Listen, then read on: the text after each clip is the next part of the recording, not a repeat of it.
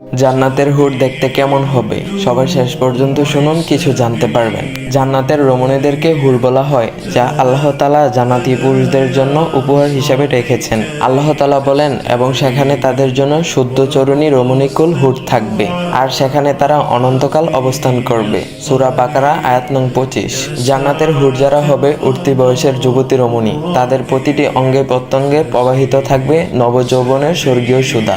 একবার তাদের দিক থেকে দৃষ্টি ফিরিয়ে পুনরায় তাকালে তাদের সৌন্দর্য 70 গুণ বেড়ে যাবে। তাদের গাল হবে গোলাপ ও আপেলের মতো লাল মিশ্রিত সাদা বর্ণের। তাদের গলায় পরানো থাকবে মণিমুক্তার অলংকার। তাদের চেহারা সূর্যের মতো উজ্জ্বল চকচকে হবে। তারা যখন হাসবে তখন তাদের মুখগুলো থেকে বিজলির মতো আলোর চমক বের হতে থাকবে।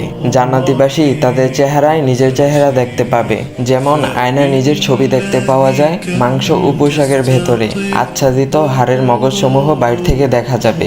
জান্নাতি পুরুষরা জান্নাতি হুরদের নিয়ে খুব সুখে শান্তিতে বসবাস করবে। তাদের যৌবন কোনোদিনও শেষ হবে না। রাসূল সাল্লাল্লাহু আলাইহি ওয়াসাল্লাম বলেন, জান্নাতীদের শরীরে কোনো লোম থাকবে না, দাড়ি গোঁফও থাকবে না, এবং চোখে সুরমা লাগানো থাকবে। কখনো তাদের যৌবন শেষ হবে না, জামাও পুরনো হবে না। জান্নাতের হুর হবে চিরকুমারী ও সমবয়সের প্রেম সোহাগিনী। জান্নাতের একজন হুর যদি দুনিয়ায় একবার দৃষ্টি দিত, তাহলে আকাশ ও জমিনের মধ্যবিত্ত স্থান সুবাসে ভরে যেত। পূর্ব এবং পশ্চিম প্রান্ত তথা সমগ্র পৃথিবীটাকে সুসজ্জিত করে দিত। প্রতিটি চোখ সব জিনিস থেকে দৃষ্টি ফিরিয়ে তার দিকে চেয়ে থাকতো এবং সৃষ্টিকুল আল্লাহর প্রশংসা বর্ণনা করত। জান্নাতি হুরের মাথার একটি ওড়নার মূল্য দিয়ে দুনিয়া ও তার মধ্যবিত্ত সব বস্তুর থেকেও বেশি হবে। জান্নাতি পুরুষরা যখনই তাদের দিকে তাকাবে আনন্দে মন ভরে যাবে। যখন কথা বলবে ছন্দময়ী মিষ্টি কথা দ্বারা হৃদয় ভরিয়ে দেবে। জান্নাতের রুমসমূহে যখন তারা ঘোরাফেরা করবে তখন তাদের আলোতে রুমগুলো আলোময় হয়ে যাবে।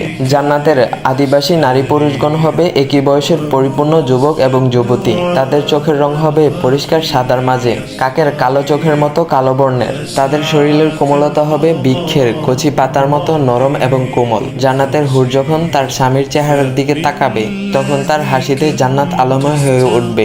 যখন তারা স্বামীর সঙ্গে কথা বলবে তখন কতই না সুন্দর হবে সেই কথোপকথন। যখন তারা স্বামীর সঙ্গে আলিঙ্গন করবে তখন কতই না সুন্দর হবে সেই আলিঙ্গন।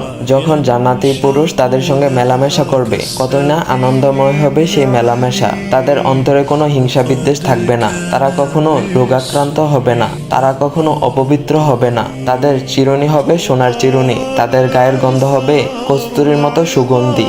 জান্নাতের হুরগণ এক জায়গায় সম্মিলিত হয়ে উচ্চ আওয়াজে এমন সুন্দর সুরে গান গাইবে, সৃষ্টিজীব অনুরূপ সুর কখনো শুনতে পায়নি। রাসূল সাল্লাল্লাহু আলাইহি ওয়াসাল্লাম বলেছেন, জান্নাতে হুরদের সম্মিলিত হওয়ার একটি জায়গা রয়েছে। তারা সেখানে এমন সুরেলা আওয়াজে গান গাইবে যে আওয়াজ কোনো মাখলুক ইতিপূর্বে কখনো শুনেনি। তাদের গানের কথাগুলো হবে এমন: আমরা তো চিরসঙ্গী, আমাদের ধ্বংস নেই। আমরা তো আনন্দ উল্লাসের জন্যই, আমাদের দুঃখ কষ্ট নেই।